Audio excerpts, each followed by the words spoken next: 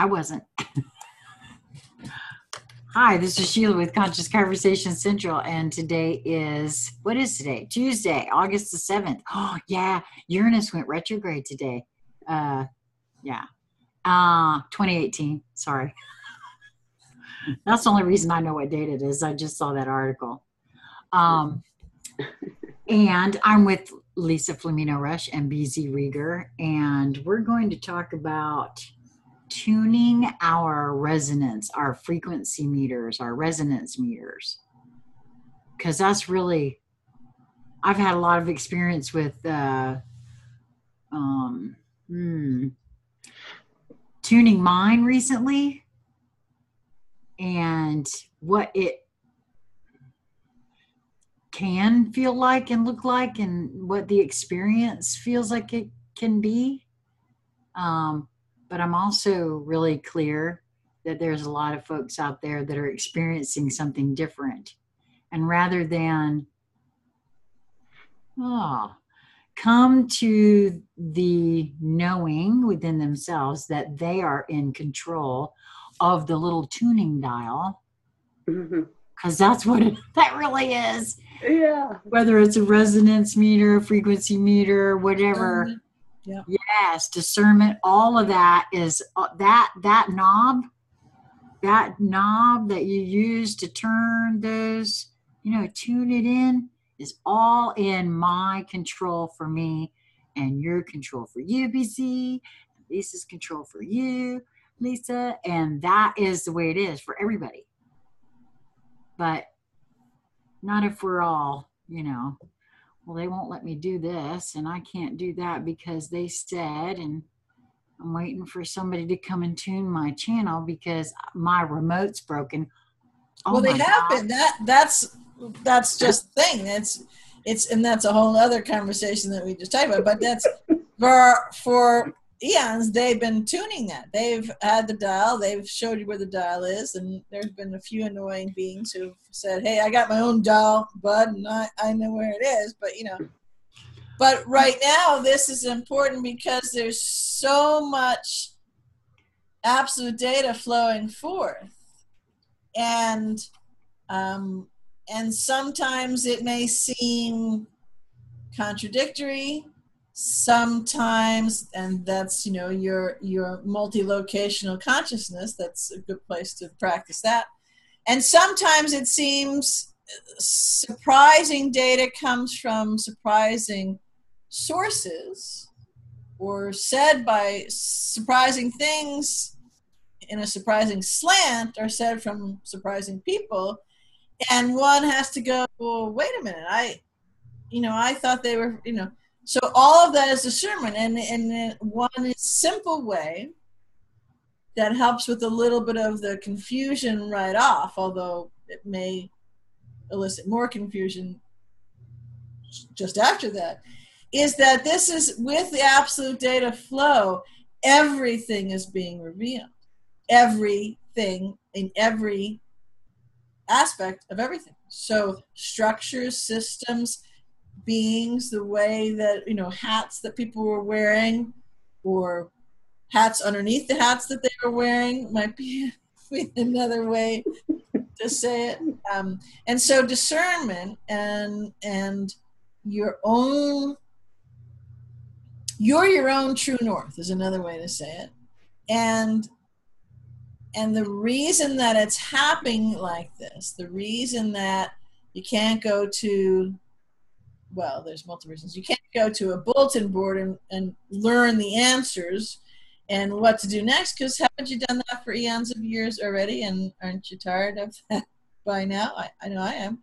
So this is all part of the wearing away, stripping away, revealing, pulling off of the fog, pulling off of the smallness, pulling off of all of that, and having people stand up in their own kick-ass creator beingness. Well, and navigating. This is what navigating is about. Yeah. This is what's, so that you're whole, and yes, have different conversations, and yes, listen to different things, and take part in different things and read different. Great, that's fabulous, absolutely.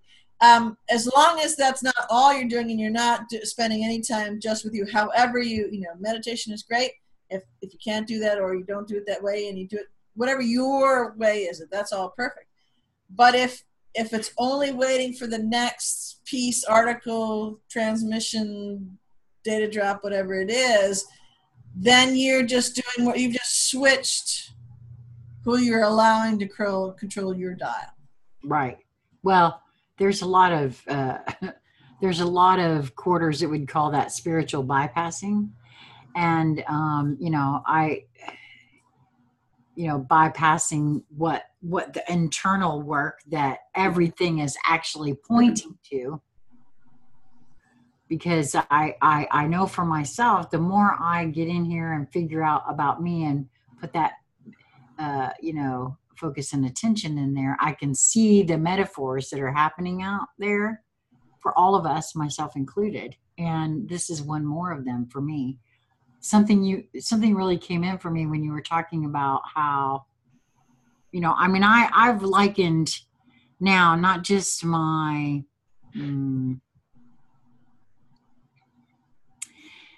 I talked about this the other day. I now get it. Our energetic envelopes helped me see that okay, wait a minute. Let me see if it's coming in so fast. I can't. We have had contact from folks and say, oh, I can feel the energy in your energetic envelope, right? Mm-hmm. It's not because, in my view, it's a tuning thing. My body, my everything that goes into making me who I am. I kind of, when I think about it now, it's like a radio, or something that it's not just signals. There are signals coming in to this vessel, this body, and the life force that makes up this body from every single thing. This is why I feel very strongly that why some of the experiences that I'm having is I'm open and tuning my dial differently than I ever have in my life. It's my focus and attention, and I'm tuning it to that station that I like better than the other. That's for one thing that I notice. And the absolute data that you're speaking of for me comes from every quarter, not just the media, not the Q drops, not social, not any of that. It's also from the surroundings. It's from the trees. It's the grass. It's whether or not you dropped a dime on the sidewalk or you picked one up. And for me, I feel like there's communication happening every second. Right. And it's not just. And the clue is in the phrase absolute data. Yes, well, I'm just really getting that. Okay, I'm just really getting how expansive the term absolute data is. Because it's all intimately connected. I realize all that, intimately intertwined. Yes, I am just now beginning to get that. So I mean, if someone's saying, no, I just want to read the newspaper, using that as a metaphor, the newspaper that's got the Q stuff or the swamp draining headlines or something like that. Well, what's going over right in your own backyard, literally or figuratively, is intimately connected to that, because you are the conduit for all of that and the absolute data, because it's an inside job. That's where it's flowing into and through. Right. That's right. So how it manifests or materializes out as it flows in and through is all a matter of that focus and attention, that dial on my tuner. so to speak. Right. And you're the only one who controls that. Now that's the case. Yes. Well, yes. And that's a great. Well, I mean, always, really, I've come to realize that I have chosen to go into default and allow the external to decide for me. But all along, I knew. Like, I remember that silent little voice telling me, my first sip of Pepsi, okay, my body said, don't drink that. That's poison. And I remember saying to myself, listen, your dad gave that to us, and Dad would never give us. My father gave me the beverage, so my dad wouldn't do anything to me that would hurt me. And they sell it on TV, and they would never tell a lie on TV. So I really had to do a lot of work to convince myself that my body was wrong about the Pepsi. And as it turns out, I was wrong about the Pepsi, and my body had it all along. And you were how old when that happened, Lisa? You were pretty young. I was young. It was like kindergarten, 4 or 5-ish. Like, yeah, I remember it specifically. Right. Well, and see, that's a really good point there. I'm glad that you brought it up that way, because that is exactly what in many different ways what we're all dealing with in taking that tuner back first begin. And this came in for me when BZ was talking about it before. Have you ever seen, and I've had it done to me, where you have a TV with a remote, your neighbor might have a remote on the same frequency, and they can stand over and change your channel if they wanted to really get at you. And I think that to a degree, some of the distractions that we all, and make no mistake, as far as I'm concerned, for myself anyway, I did all of that. I allowed all of that distracting myself, because we thought it was okay, because, they wouldn't sell it to us if it was going to harm us, And because they don't let you do that. No. I want to talk. That would be wrong. We're using the glow in the dark lipstick they thought they were doing when they were painting the dial watches. How that worked out. You see. So yeah, back when radium was first coming out, they wouldn't dare let you do that. And those ladies were putting that stuff on their lips. See. So but we were doing that to ourselves. They were, the people over there with the remote switching your channel, distracting me, but I was allowing it. And so now that I'm not, and I've taken that dial into my own hands and said, you don't touch my remote. You don't touch my dial. I got this. That's what we have to do. Yes. I'm sorry. I'm a little goofy and giddy. Can you tell? I have been. Not only is it what we have to do, but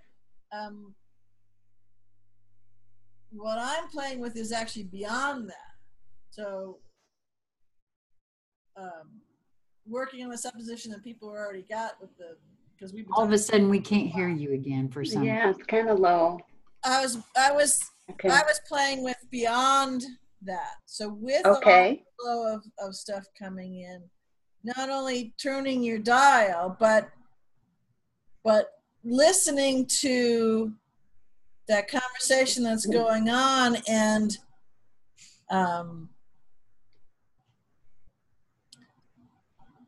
right now with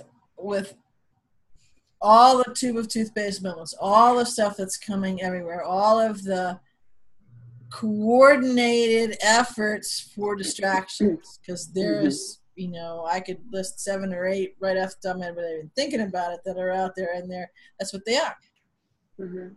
And people are going whole hog into them, and it's like this melee turn on Facebook or Twitter or YouTube or all these different things, and there's, you know, all these melee things to get distraction. Well, so when that happens, yeah, if you choose to go play with it, okay, great. But it's a wonderful way, you know, and this is kind of a visual that keeps playing for me, is that you can then sit back in your chair and, oh, there she goes. And she switched places. You must have actually got completely thrown out. I did. Yeah, you did. I did. You said sit back in your chair and no, left. Your chair took you right out. You sat right back out. in your chair and it said, okay, we're outie. But so you can watch, what I said is sit back in your chair and you can watch as the distractions go on. You can see that they're distractions if you look. Yeah. And you can see more absolute data be revealed if you're actually seeing. Right. And you can see from a very linear perspective, if there were sides that were in different places, that people are switching sides. Because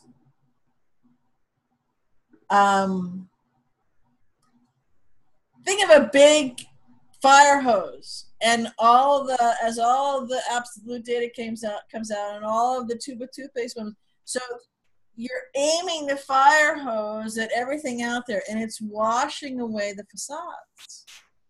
It's washing what looked like it wasn't paint, that you thought it was substance, it was the real thing, but it's actually power washing the paint and the veneer. And you know, the whitewashing is a good way to say it, off of things, and you're going, well, wow, look at that. You know, I mean, and the cosmic humor is, there was that whole thing about, what, I forgot what country it was in, about the donkey and the zebra in the zoo, that and I apologize for making the case. I don't know if it was in Kuwait or in Egypt or something, but they were trying to pass their donkey off. They said it's a zebra, and people discovered that it was a donkey painted to look like a zebra.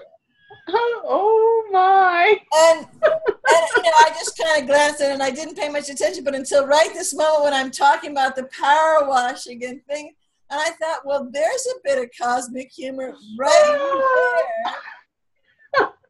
It's not just cosmic humor, but it's more metaphor. Yeah, oh, absolutely. I mean, it's a donkey. The same thing. Yeah. But it's kind of like, and there was the movie Victor Victoria, right? Which was I always get it wrong, but a man playing a woman playing a man. Okay. Yes, it's Victor Victoria. Okay. Well, I got the title right, but I can't remember if it was a woman playing a man playing a woman, or a man. It was Julie Andrews playing a man. Yes. Oh, okay. Playing a woman. Yes, playing a man, playing a woman. Right. Oh my God. Okay. So the Yes, zebra and the donkey, right, are like the zebra's playing a donkey playing a zebra, or vice versa. but what this is actually important, because it's really good, clear metaphor for what's going on right this moment. So yes, nothing is as it seems. That's exactly correct. Right. So smoke and mirrors. Yes. To the It's end. an illusion trick.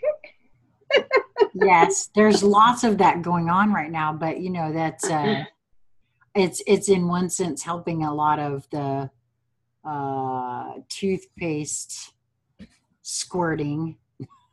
Well, maybe we need to find a different metaphor for that one, but that's going on. You know, it's like in some cases, in those cases where that's where the attention is, or whatever, you know, it's helping. I mean, I see that. I hate it for some that are still choosing that, what feels to me, for me, to be a rough ride through all of this. But hey, no, it's all a choosing, like BZ always says, and I love that part of that. It is a being's choice, and I have to be honest, since I feel no guilt anymore by saying, hey, and who the hell am I to step in your way? I wouldn't want you stepping in mine. So, hey, if that's your choice, I'm going to keep choosing that. That's your gig, man. It is, and it is. And I there's no harm, no foul. I got a frequency bubble I'm developing over here that I rather enjoy. That I work in. Yeah. So yeah, my playground is a little bit different now. And since we're multidimensional, the discernment and the resonance and looking at the distractions, noticing what's going on, the whole absolute data reveal, it's not just on one level. So it's not just out there. It's not just in the structures, it's in beings, it's in what's going on, it's in the information being passed, it's in the, the spiritual and the linear, it's in the which seems to be asides, new age and the truthers, and which of course is kind of an oxymoron, because the new age is actually the old age, just with new party dress on it. And so, and again, and those monikers, I guess maybe they're kind of helpful to have a placeholder, as long as, from my perspective, you point out that this is a placeholder, formerly known as or used to hold. But what I wanted to add to is that one of the most important foundational pieces to all of this, because it's an inside job, because you are the expert for you, that discernment and that resonance comes from within you, on you. It's turned on you as well. So when you look at something and a question arises, something comes up when you're trying to figure it out, or you're trying to look at the different pieces of data that are coming out, and there's a perspective, there's kind of a looking glass that you're looking through, there may be an old habits or grooves that you're in, that maybe you had to use the metaphor, you had a certain kind of reading glasses that you put on to read those things, and you don't need those anymore, because you realize those were actually, kind of like funny mirror glasses, and they were designed to make things look different. So turning this resonance meter that you're honing and developing on yourself is incredibly important, because as you do that, and it helps kind of, to use the fire hose, you're spraying the veneer and the kind of filters and all that kind of stuff off of you. Then when you look again at the different things, conversations with different beings or interactions that you're having, or stuff that's going on, in structures and systems, then you've pulled off kind of what you may not have noticed before was peeling paint. Great, sure. Now you have a clear, unobstructed view, right, of absolute data. Right. Right. Well, so when some of the when I say, because I have been asked, why do you say everything is metaphor? Because this is, I think, what my answer is. I can only say it right for how I feel about it, and that is that almost everything I have witnessed taking place out there, I don't care what it is, doesn't matter what it is, there is something within me that I can match that as, oh, that's a metaphor for this with me. So maybe if I don't know why it felt important to say that, maybe looking at it from that sort of a perspective, when if a person really is saying, okay, well, I want to hone my frequency, my discernment, my own meter, that might be a way in for a person when you see something in your field, or because this is the way I've kind of approached it. When I am witnessing anything, a lot of the time it's almost immediate. I can see that it's a metaphor for this, or this, whether it's in my own personal field or it's in something else that's affecting my field and I have a certain feeling about it. It's not, maybe it doesn't affect me in that moment, in a 3D linear sense, but if it's coming up for me, there's a resonance there, that's something in my field that helps me tune it that much better. For me, that's a complete different way of moving through my life. Right. But ever since I sat in Katie's car outside of the courtroom, and I felt like I was standing on the edge of forever, I could see very clearly that this is what I've been asked to do for myself to help tune my discernment meter. Right. And so maybe that would be helpful to be used to know. Wow, that felt powerful. And again, it's, I think metaphor, getting and not getting, it is like meditation and a couple other things, it's one of those words that people go, I don't get it. Yeah. And I get that when people say that, because I remember, when I was a little kid, someone would say that and I'd ask what that was, and I thought, I don't get that. And there was a little bit of time where I really didn't get it, and it was a stumbling block, and then something happened and I got it.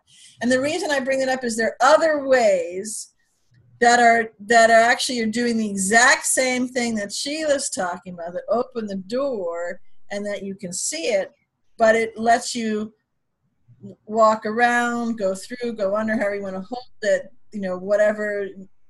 I don't see the metaphor. I don't understand that. Well, I have to say, BZ, when you and I very first, either our first or second conversation, you were telling me that some of these things are metaphors, and I really didn't quite comprehend what you meant by that. So I get that what you're saying is a very real thing. Yeah. I mean, you can go look up the word metaphor. Sure you can. But I think too, what's helped me a lot also in my fully coming to a comprehension of what that means and why it is so, is that puzzle piece collecting I've done along the way in regards to, things that turned out to be metaphors. And exposing myself to the noticing, actively seeking out and questioning, oh, okay, I noticed that. What's that about? And I can relate it, or it's like I'm seeing that's really how the comprehension of the metaphor really sunk in for me, was the noticing and seeing, making that connection in that way. And what's the common thread in all that? You and your ability, your body, your senses, all of your bodies, right? Mental, emotional, electromagnetic, all of that in navigating through, because really on all of it, and if people are already confused in metaphor, I may get my headache now, because it's all energy. And each of those things has a different frequency, a different signature, that it's like if you could see what I can see right now, it's different colors, there's different shapes and patterns and trajectories and flow and speed and and density and mass, and just to use some words, okay? Mm-hmm. So that's why I was saying, if you another way to do it is, if you're looking at something, so Sheila says, okay, everything is metaphor. Okay, so she looked at one thing, okay, wow, that I see, that's a metaphor for what's going on within me. Okay, so I'm pretending I'm Sheila. And someone goes, I have no idea what the frig you're talking. Okay, great. So stop there. And I would then say, okay, so now let yourself see something and feel into what's the question that comes in your head. So is it a mental thing? What's the question? Write the question down, just the way it popped in your head. Don't worry about grammar or whatever. If it comes out as a perfect sentence, okay, great. Right. Mine don't on paper or in here, so I don't ever have that problem. But you know, write it down and then give voice to the question. Speak the question. Mm-hmm. So as in this tool, you're doing two things. One, you're looking at what's there so you can see that it's a construct. You actually phrased a question, voiced a question to it. You've put it down on paper so you can see it. It will actually illuminate for you. If it wasn't illuminating as a metaphor, the way Sheila was talking about, on the piece of paper will illuminate. Then when you give voice to it and you tone it, you now have it in another more dimensionalized, more facetedized way of that. And in that, you can do the same thing. Sheila's noticing it as a metaphor for something that's within her, that's going on, and she can see it. It helps her decode the out there. It helps her decode the in here. It helps her integrate what's going on here, sift and sort, squeeze the toothpaste out, right? All things we've been talking about. It actually helps her integrate what's out there, which is part of the quote unquote reality out there, right? So all of this is that work that's moving on. And Sheila is doing it faster, and she's using everything as metaphor as her kind of phrase, her catchphrase, although it's actually doing things, but it's a catchphrase for, right. It's a shorthand, okay? Yeah. So what I'm saying is if there's a blocker on that, cool. So you could keep playing that there's a block on it, and I don't get it, and what the fuck, and okay. Or you could just say, well, maybe I'll try something else. I'll play with this. And so again, a question is going to come to mind, or a statement is going to come to mind. So write the statement down as close as you absolutely can to what's going on, and then tone it. And in that space, right, so forget about out there for a moment, and don't worry so much about in here right this moment, but just look at those things. Because if you're having trouble with the metaphor, your heart is closed and you're more on the linear. And when I say your heart is closed, I'm not saying you're a bad person. I'm not saying it has to do with the frequency energies. That's all it has. It's not, don't ascribe, please, things that. Okay, so you tone it and you look at it.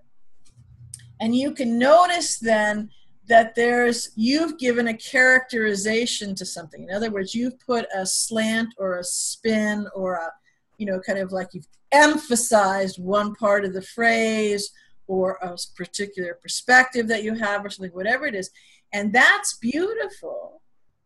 Again, we're forgetting out there for a moment. That's beautiful because it's showing you where your focus and attention is, where your things that are lighting up for you, that are highlighting for you, that are triggering you. There's lots of ways that you might describe it.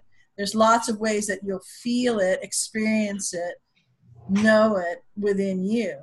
And this is just a simple tool to show it to you. So you don't have to go, I don't get the metaphor, I can't do this. Okay, let it all go, because that's just more of the wheel spinning. You do this, and then, so now kind of complete the circle, or part of the circle, you come back and you look at that again, and you say, okay, I now am seeing where I've colored my question about that, or my statement about that. I now see where that's not, look at that. That's, if I actually felt that way or was in the vein, the thread, the feeling, the energy, because, I'm just trying to use different words to get you to hold that bigger picture, which is a broader aperture. That's pointing me in a direction that I actually don't want to go. And I didn't realize that I was doing that. So that's where the in here comes in, that you can integrate that, right? You can notice it, which is the first step, and say, okay, well, yeah, I want to keep beating that drum, or no, I don't. So that's a choice point. And again, that's more because when we're talking about this, we're talking about the being who's doing this. And so I'm going to be you and be me at the same time. And we don't give a hang about anything out there or any other thing. Because in not giving a hang about anything out there, anybody else, and just this, we actually are doing the most amazing thing we possibly can do for everything and everybody else out there, for all the things that need fixing or rebuilding or recreating or everything else. This is how it's done. Because if this instrument that is you, that is working on this, is not in a place that's clear, then you're not in a place that is your magnificence. You're not in a place with your heart open. You're not in a place that can create the new structures, the new systems, the new ways that you want to flow, the actual putting your energy into materializing things that you want to matter, that matter to you and you want to turn into matter.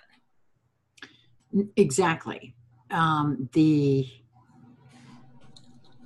energetic that I wish to experience, whatever it is I want to experience, which I've experienced enough of what is leaving.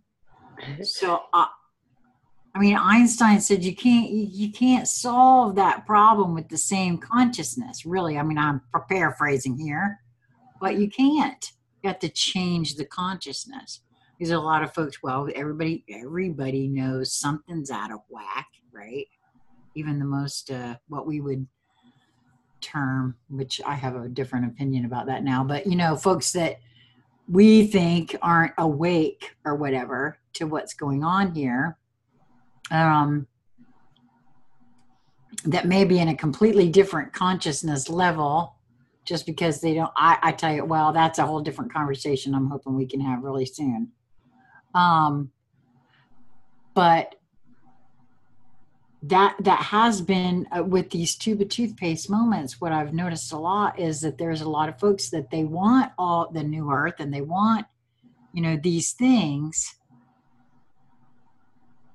and the you know, but it's still like I can't imagine doing that or something. I don't know. In some of those cases is what I see and feel.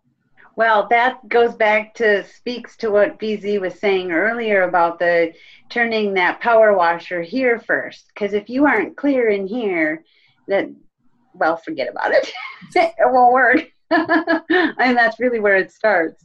Well, yeah, because that power washer actually is going to be helping to get that consciousness clear and clean and move along with what you do want. And because that is how we create with our consciousness. Programming note: the fire hose is a metaphor for getting clean and clear and integrating. Just say that. Yes. Wash it all away so it's clean and clear. That's right. And it's important to note here too that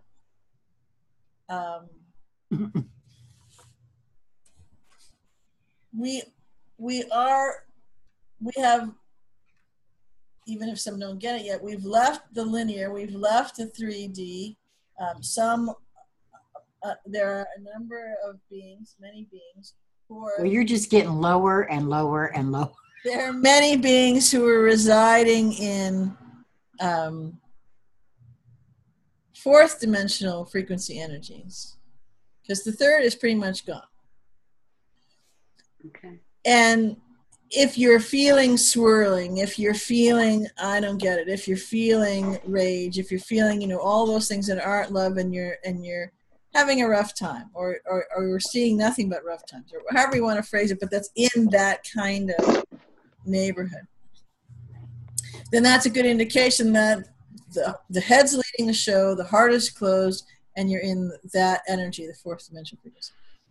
Because all the rest is actually fallen away, because unless you've jumped off planet Earth when you weren't looking, the whole planet, not just from metaphysical, not just from an energetic, but from an actual structural, a mass planetoid structure has moved into a totally different part of space.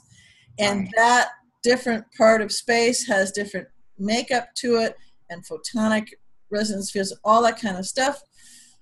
But the reason I want to point that out is that, so there's there's a holding here that needs to go on.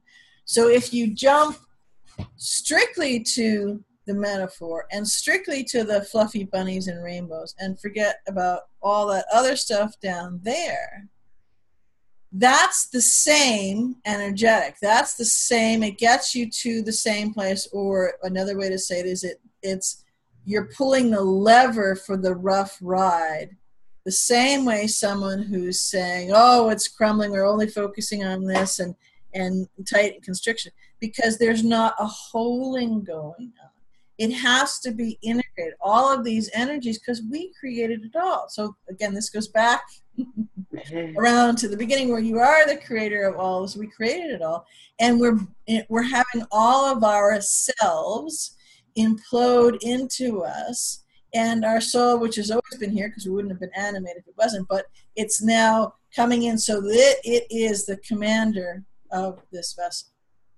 And it is working through the organic brain, the original organic template of the human, which is now expanded, as opposed to the more tinkered with, programmed human.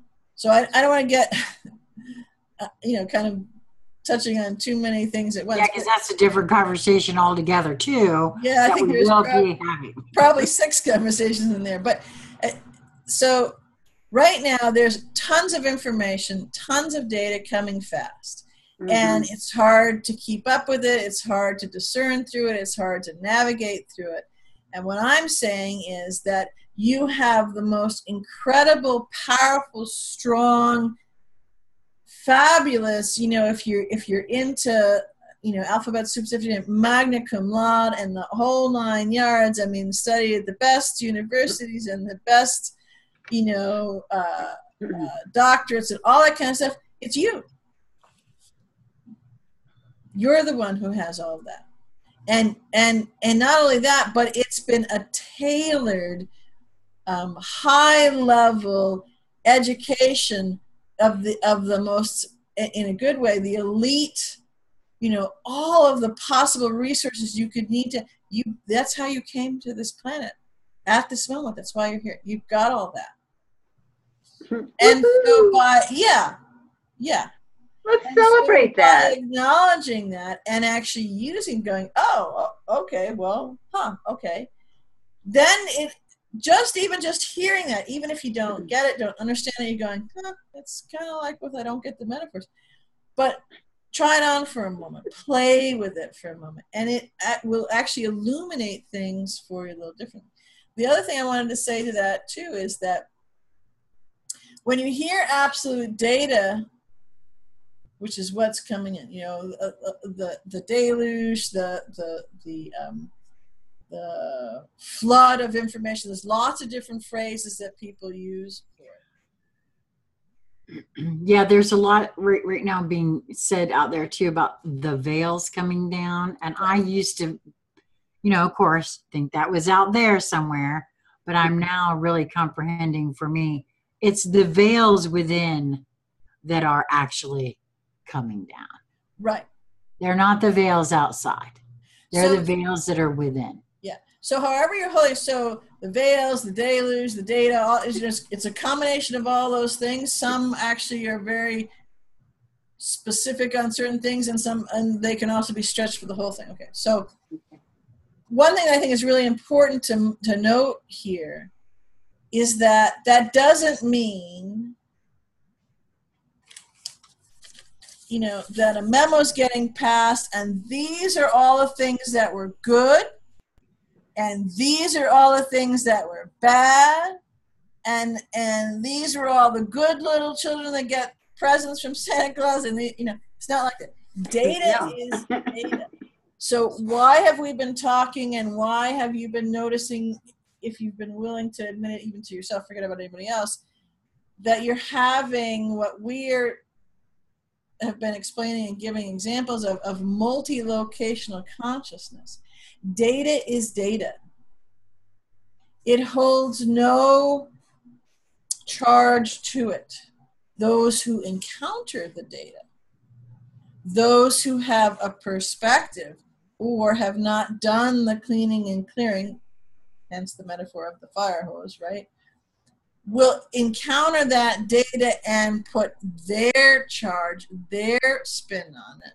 And if those who actually are releasing or trying to avoid that data being released are putting their own spin on it, then you've got spinning on each other. So what I'm saying is it's not, you're not having piles of right or wrong, good or bad. It's data. In other words, it's letting you see the whole picture. The whole picture. Right. And I have to say, BZ, that as one that's, really been looking, on everything about me, what you just said there about putting your own charge on the data. Now, I'm very clear that that is an innate thing that is going to happen. This is my feel on this. Every single one of us being, yes, all one, but yet also unique, have come to all absolute data to this point through our experiences, which are unique to each. And so when that data, this is why it's so important for me, to look at my own, when I am approaching an absolute data point and I feel a certain way about that absolute data point, that's my feeling on it, that's generated out of my own programming, conditioning, experiences, and everything that has to do with my life. Yes. Stop. That's why she's seeing metaphor and everything out there related to metaphor in her. That's right there. That was a snapshot of to help people see that. Well, okay. So thank you for that. Mm-hmm. But this part about as we approach the absolute data, I guess what I'm trying to relate here so everyone can get it is that this is where why I feel like I can only be right for me. And BZ is only going to be right for BZ. We can say this was right for me, and maybe it will help you get it or help you understand it or help you absorb it or whatever it is. That's why BZ keeps saying that you are the expert on you, because that's what that means. So as absolute data, doesn't matter what it is approached by myself. It is my spin, if you will, all of my experiences, all of my programming and conditioning is coming with me as I'm approaching that data. So I can say to someone, I love you. That is just an absolute data point. It is how the other person I'm saying that to, what their experiences were physically, emotionally, spiritually, all wrapped up about what I've said, is how they're approaching that absolute data that I made a statement like that. So how it is received is then based on all of that experience. And this is the same thing that we're talking about here. So when I see a data point and I move towards it, if I have any kind of reaction, what I started out with, the visceral reactions to things. If something, and a lot of people use the word triggered or whatever, that's my feeling and my experiences as I am digesting that absolute data that's helping then to inform my frequency, my body in some way. Right. And without the ability to remove it out here outside of myself and say, oh, wait a minute. let me step back from what I'm feeling here and really look at that, because that is just an absolute data point. And it's how, but everybody, for me, what I had to understand was that is always going to be the way it is. No two people will ever approach any data point the same. Right. So don't look for that. Right. And a common distraction tool, just in that example that you gave, is that has to do with emotions, and it's part of the programming and part of the constraining, is a common refrain: she made me feel, he made me feel. No. There was something happened in an experience that you were both encountering, something in that experience, something said, done, whatever it was. It's a part, in its most boiled down way, you could say it's a data point. Right. How you encounter that, how you flow with that, is your choice and your creation. And now could that be in a muddy way because you had all sorts of other things come up that seems that data point seems to be compounding other experiences, reinforcing, and we're talking maybe seeing negative here, which is why that comes up. Absolutely could be. But again, that point comes, so this is where 100% responsible, accountable and liable comes in. Yes. And they're not punitive. No, yes, it's not. Yes, we have been well trained and taught and pummeled into that they are punitive, but in the broader, all that it all is, it's just so. And it's a joyous thing. And because when you fully, and this is a whole other conversation, but when you fully hold that, when you fully feel that, when you fully know that, when you fully own that, then the idea, the statement that he did that, he made me feel, or she made me feel, is like, you laugh, that's a joke, right?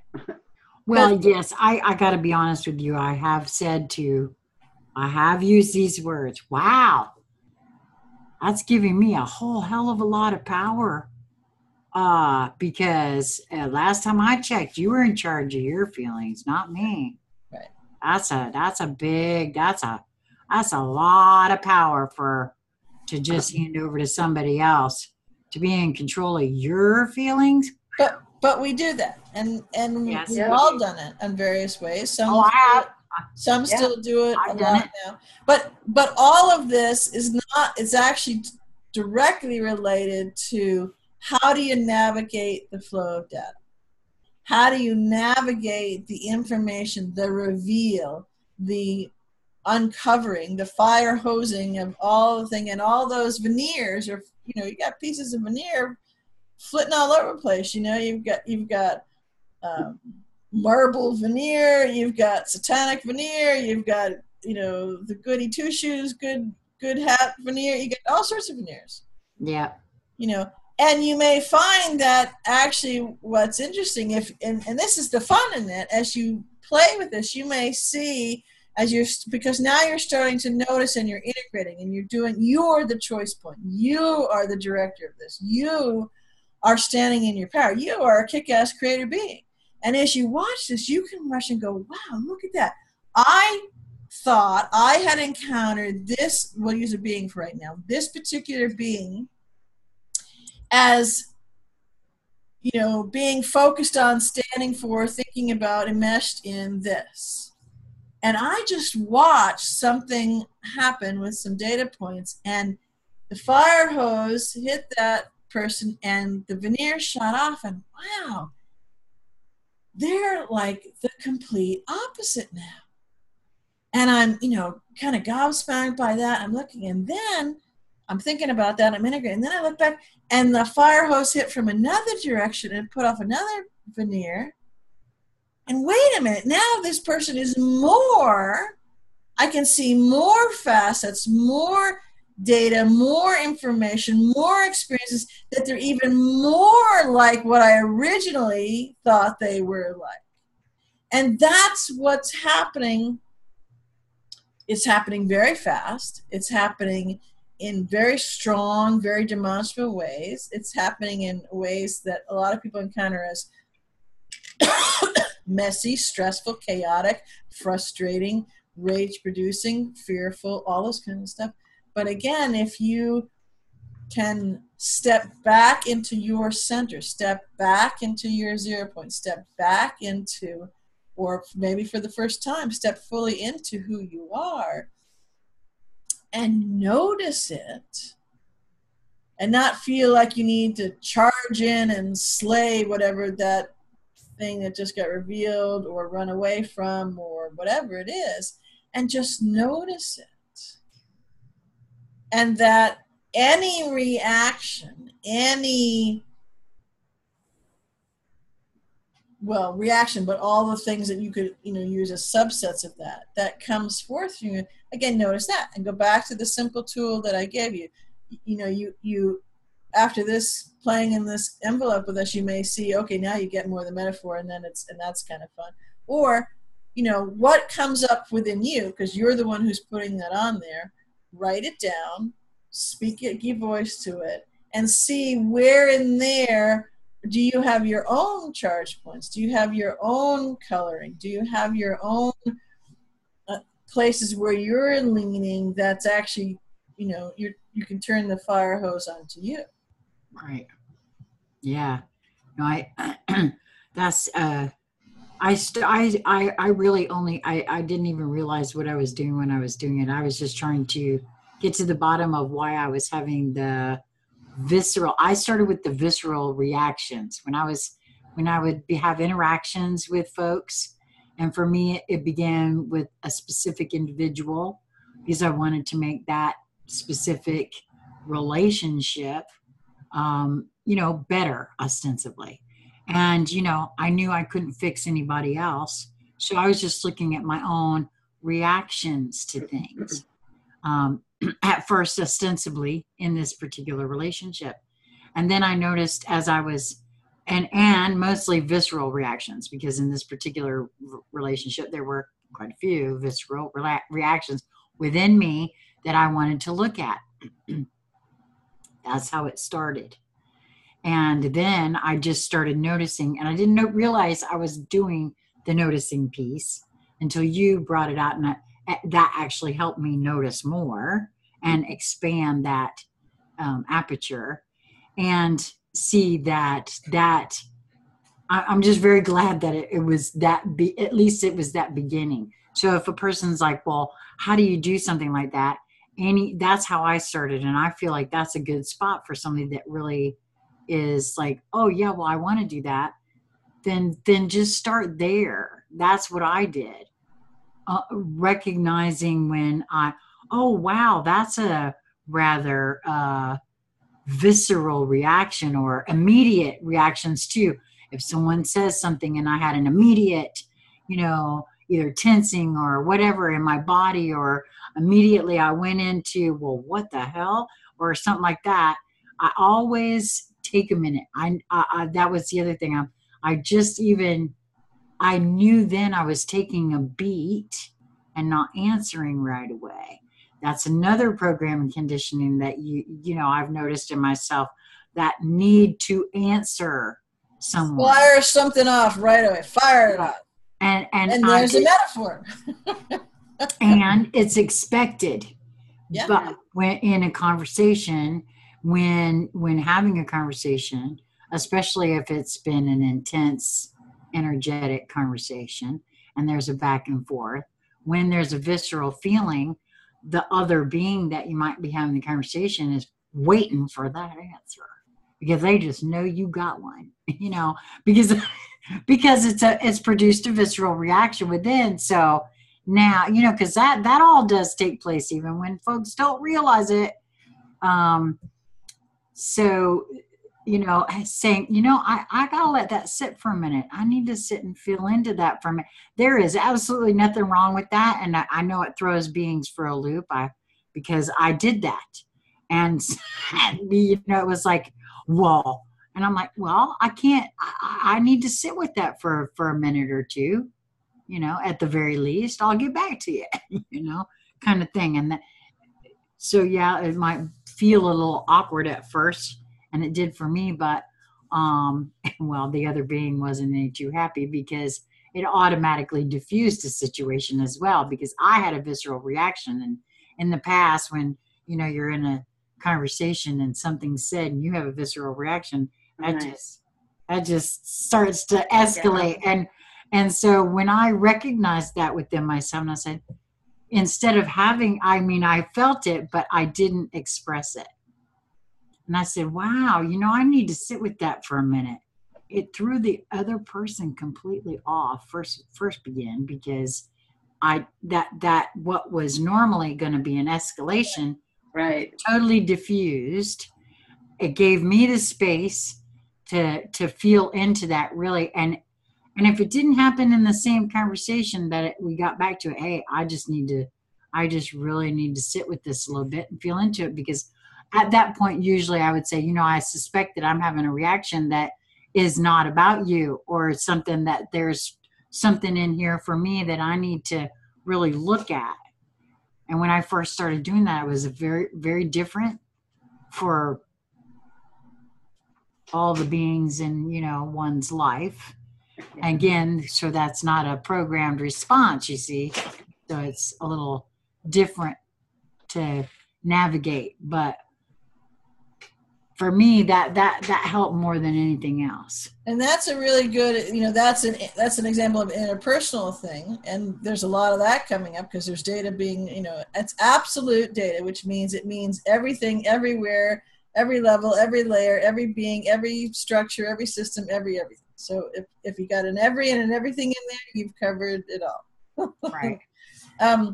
But you can do the same thing if you read a newspaper article, or you read a tweet, or you read this, or you experience this, or you come into contact, so different ways that you would do that.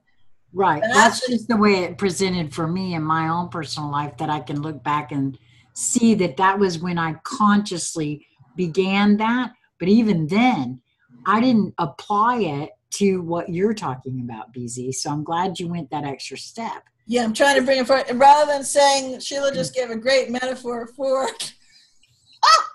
I used the long around way to describe, see what you did there. You can do that if you look at these different things.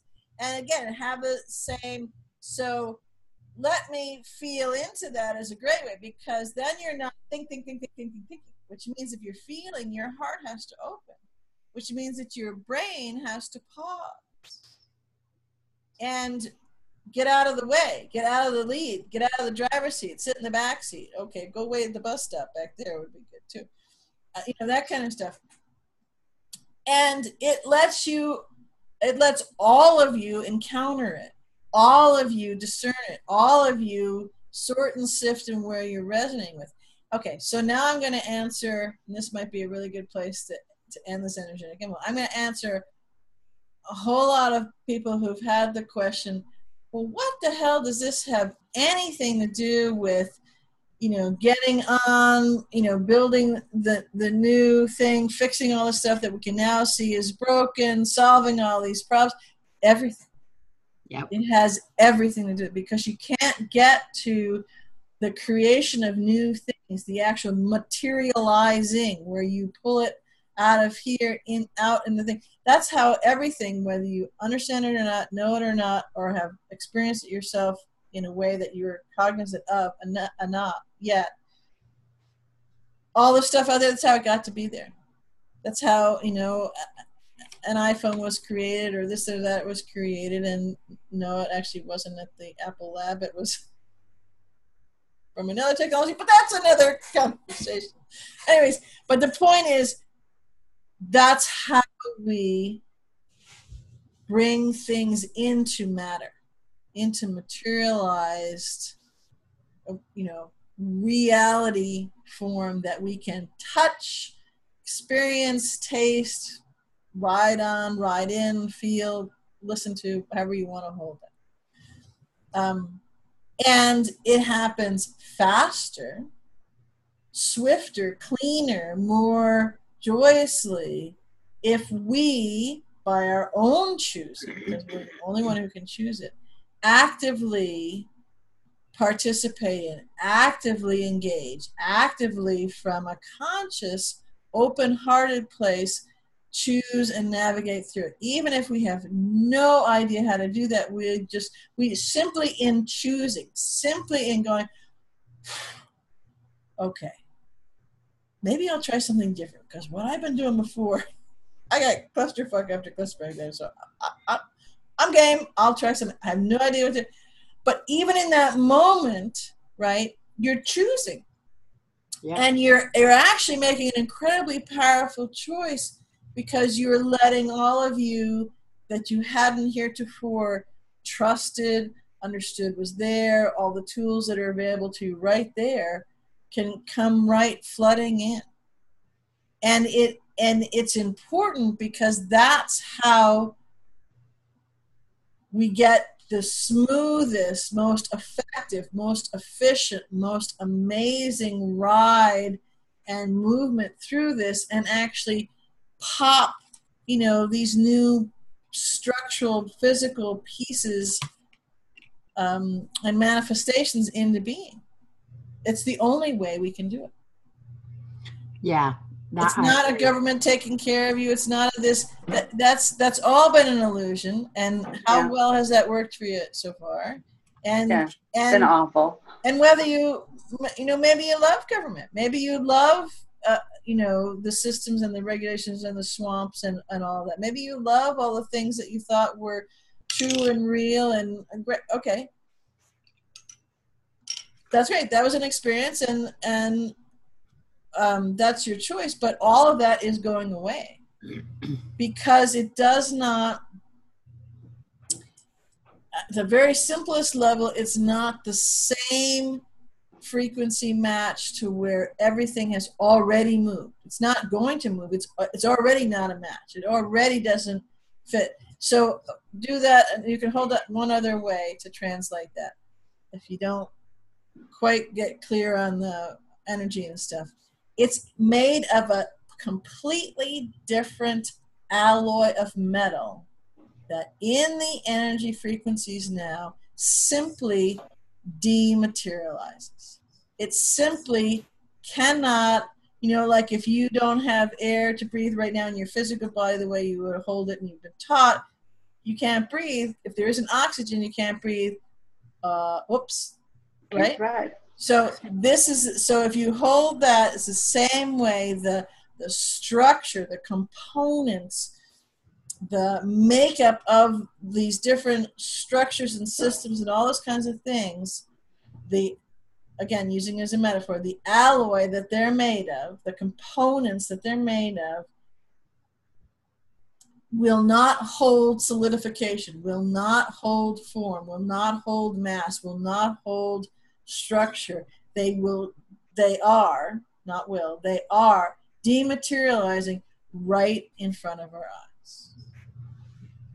And we are the dematerializing parties. We're going, I had seen this for years and years and years, for the last 15 years, where we all get into groups and we have fun and we decide and we go out and we dematerialize different things that are really no longer necessary, and let what was naturally Gaia there before come up, whether it was a river, a stream, or a vista, or whatever it was. And that's what we're doing. But we're so used to kind of the old cardboard cutouts that we thought was this amazing, third dimensional 3D reality that it's hard to realize, till we spray our fire hose at it, that, oh, wait a minute, that's just a facade. And this is funny, but in Blazing Saddles, right? They have that scene where they made all these cutouts of all these people, and they put them in the the badasses rode into town, and and I thought, oh my God, we're outnumbered. Okay, well, pictorially, that's a good kind of metaphor to see that's as a facade. The real truth is that we so outnumber energetically now, even those who feel they're fumbling or confused or don't get it, whatever. If your heart is a good heart and you care and you you're interested in really coming from a loving space, you're incredibly powerful for dematerializing all of this. And you've got your fire hose, and you're spreading that water of love, that flow. It's the river of love. It's none of this is punitive. None of this is sharp and hurtful. It's the river of love is just washing all of this other stuff away. It's just doing it at a high velocity of unfoldment. Yes. Yes. It's the fire hose. Metaphor. I'm sorry. Yeah. No. Hence, no, I yes. love it. I had to. Well, this has been a really, really, really good conversation. Uh-huh. And I hope it's been helpful. Do either one of you have anything you'd like to add to this conversation? The only thing I would add is, just because it just popped in, is that metaphor is a way that paints a word picture to help you see or maybe reveal something in an image. Have you ever looked at just not for cocktail party discussion, but just you're kind of gazing at a picture of something, a painting or whatever. There's a vista, some picture in front of you. It could be a live picture, it could be on canvas. And you notice different things, and you realize the light, or you realize this thing. So that's what a metaphor is doing. It's painting a word picture for you to then reveal, oh, look, that in those flowers, there's, a bench hidden, and there's someone sitting there, or there's a deer, or, whatever it is, or there's a villain, lurking around the corner. Yep. They're everywhere. The way I look at it, the way I see them. I notice them all over the joint, man. So the metaphors, not the evil villains. Although she may see that. No, that's right. The metaphors. No, I'm talking about the metaphors. You just said that right at the end, and I said that. I just wanted to make that clear. Sorry, I was stuck on the metaphor still. So, well, thank you both so much. There will be, there'll be links to, of course, everybody. All this usual stuff in all the usual places, because it's the usual gang here. So, and I'm ducking and dodging the evening sun here. So, but thank you both, and till next time.